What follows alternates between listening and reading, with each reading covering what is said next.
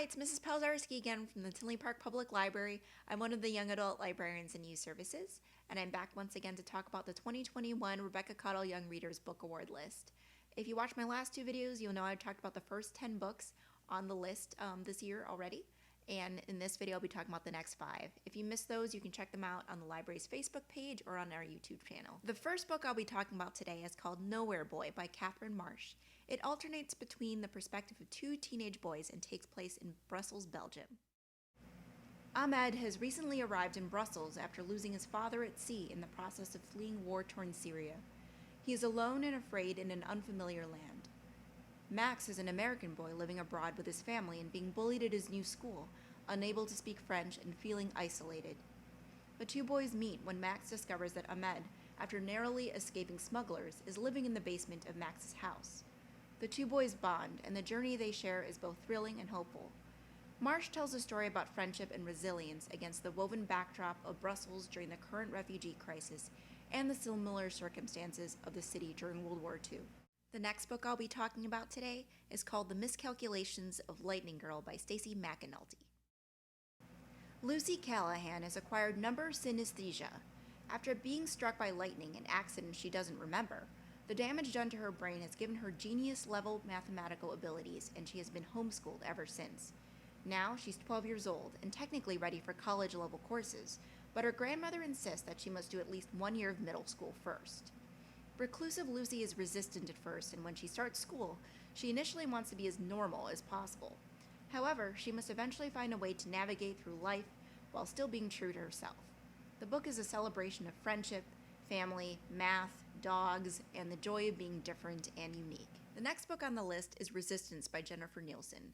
This is an historical fiction novel that tells the story of the Jewish resistance against the Nazis in Poland during World War II. Haya Lindner is a Jewish teenager whose family lives in fear of being killed or sent to a concentration camp.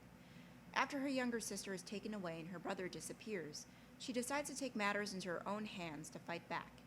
She uses forged papers to become an undercover courier who helps smuggle food, papers, and other forms of aid to other Jewish people.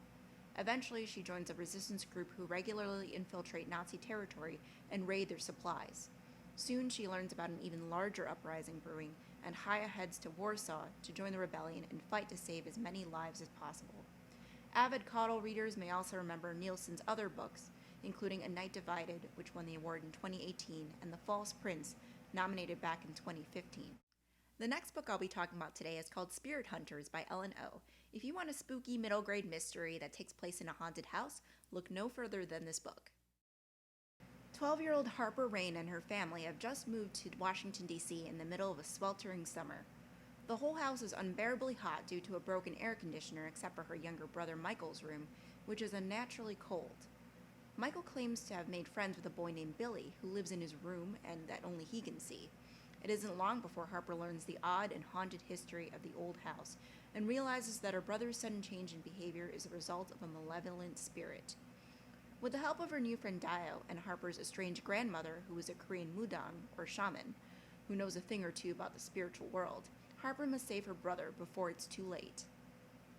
The last book I'll be talking about today is called A Good Kind of Trouble by Lisa Moore Ramey.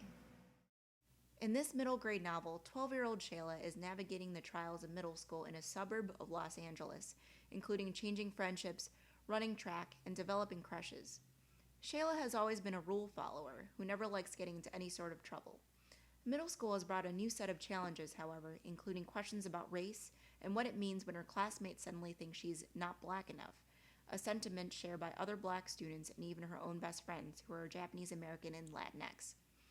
After attending an inspiring protest with her outspoken activist older sister Hannah, Shayla's life at school begins to shift as she grapples with her own racial identity, social justice, and the idea of conquering your fears to stand up for yourself and others and what you believe is right. Thank you so much for watching. I'll be back again soon to talk about the last 5 books on the Caudill list.